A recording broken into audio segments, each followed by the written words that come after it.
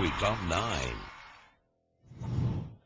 When the first fleet sailed into Sydney in 1788, they quickly realised the new colony would not last long without fertile land and fresh water.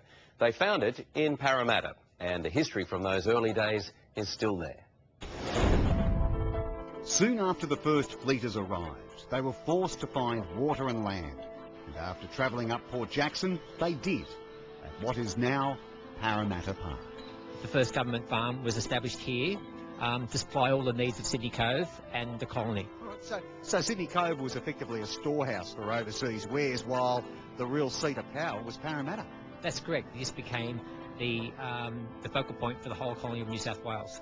Beneath Old Government House, more than 200 years old itself, are the brick footings of convict-built storage from around 1793, the Englishmen leaving behind the ironbark stump, too tough to be removed.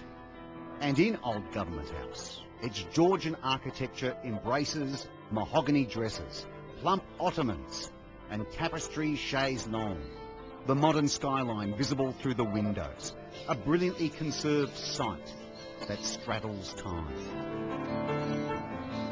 One of Australia's oldest buildings still stands here, the Dairy Cottage. Built in the late 1790s by ex-convict George Salter. The sunken dairy was pivotal in establishing milk and dairy products for the early colonists. And again, without these products, the colony would have failed. The colonial clay bottles remain near the diggings of a well. The park's gatehouses, 6 in all, protected the colony's collateral, the most important being the Gatehouse of George Street. Everything that came from the government farm travelled along George Street, then via Parramatta River to Sydney Cove. Today, they have new life. Oh, James, before you pour, please tell us something about your abode.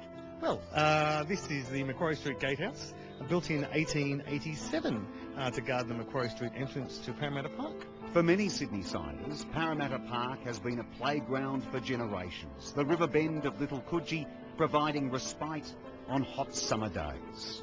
But Parramatta Park has provided more than just a spot for a refreshing dip or a gentle stroll. And we would do well to remember that. If they hadn't found fresh water and fertile soils here at Parramatta, the settlement would never have survived.